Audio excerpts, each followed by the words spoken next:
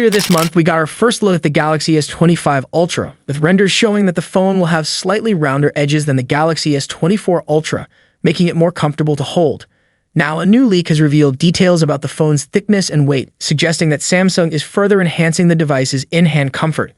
According to Ice Universe on X, the Galaxy S25 Ultra will be the thinnest and lightest flagship phone in its class, surpassing competitors like the Apple iPhone 16 Pro Max, which is set to launch on September 9, and the Google Pixel 9 Pro XL. For context, the Google Pixel 9 Pro XL is 8.5 millimeters thick and weighs 221 grams, while leaks suggest that the upcoming iPhone 16 Pro Max will be 8.25 millimeters thick and weigh 225 grams.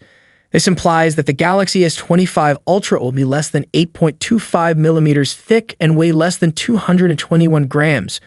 Moreover, Samsung's next flagship model is expected to be at least 0.35 millimeters thinner and 7 grams lighter than its predecessor, which is 8.6 millimeters thick and weighs 232 grams. These improvements should significantly enhance the Galaxy S25 Ultra's comfort. Additional leaks reveal that the Galaxy S25 Ultra will feature a quad-camera setup on the rear, including a 200-megapixel primary camera with a wide lens, a 50-megapixel telephoto camera, a 50-megapixel super telephoto camera, and a 50-megapixel ultra-wide camera. For selfies, it will have a 12-megapixel front-facing camera.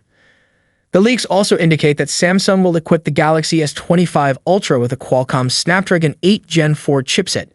The Galaxy S25 and Galaxy S25 Plus might also be available with Samsung's in-house Exynos 2500 SoC. Expect leaks about these devices to ramp up quickly from now on. The Snapdragon 8 Gen 4 was recently spotted in the Geekbench database for the first time, showing impressive results. It scored 2,884 points in the single-core test and 8,840 points in the multi-core test on Geekbench 6 when paired with 12 gigs of RAM.